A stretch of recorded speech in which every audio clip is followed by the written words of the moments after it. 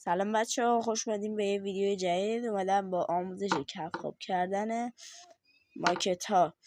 بچه ها، ما برای اینکه ماکت رو بخوایم کف خواب کنیم نیاز به من حالا وسیله‌اشو نمیدونم چون کارشو کردم، یک پیچ‌گوشتی 4 سو و یک ذره کارتون میخوایم. بعد که کارتون رو گذاشتیم بالا، اینو میاریم از پشت. اول باید پیچاشو باز کنیم. من پیچاشو باز میکنم و میذارم ادامه ویدیو.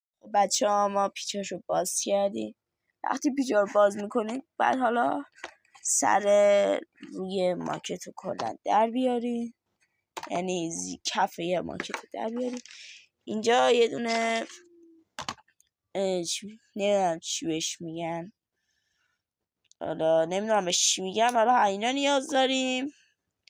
و وقتی که اینا رو داشتین اولش باید یه دونه کارتون بزن. اینا رو با پیچ دو تا پیچ جای جلوش، دو تا پیچ جای پیچ نگاه، اینجایی که دست برده، این پیچ های این جلوی اینو باز میکنین و اگه زیرش نگاه کنین کارتون گذاشتم. زیرش از کارتون میذارین، هر چقدر که خواستین اومد بالا به کف رسید، این شکلی شد، مثلا کفش کلا کف خواب شد. حالا اینو کاری نداریم، چسب میزنیم، تمومه. جلو هم باید لاستیکا رو در بیارین که من الان براتون لاستیکا رو هم در میارم. بچه ها، لاستیکا رو که در آوردیم، ما کافیه نگاه کنین اینجاش که الان براتون زوم میکنم، 2 تا سوراخ بزنید. در حدی که میخوان کف خواب شه سوراخ بزنید. بعد حالا اینو باید از این سوراخ رد کنی. اینو این سوراخ رد میکنی، تموم شد. جلوش هم کف خواب شد. بعد حالا این رینگو میزنی و دیگه کار تمامه. من رینگو بزنم و بیام. خب بچه ها، ما کارشو انجام دادیم.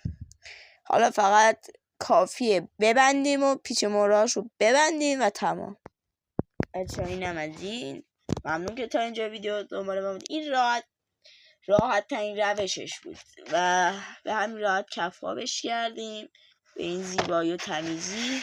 حالا اگه ایده ای دارین، آقا میخواین ایده ای بدین، مثلا پنوماتیکش کنم یا اینا، تو کامنت ها به من بگین که چه ایده ای، مثلا جلوش چراغ بندازم و به چراغ بندازم، یا هر ایده ای که میخوان بدین تا من انجام بدم. ممنون که تا اینجا ویدیو با ما همراه بودین. ممنون که تا اینجا ویدیو همراه من بودین. ویدیو رو خلاصه کردیم، زیادم حرف نمیزنم.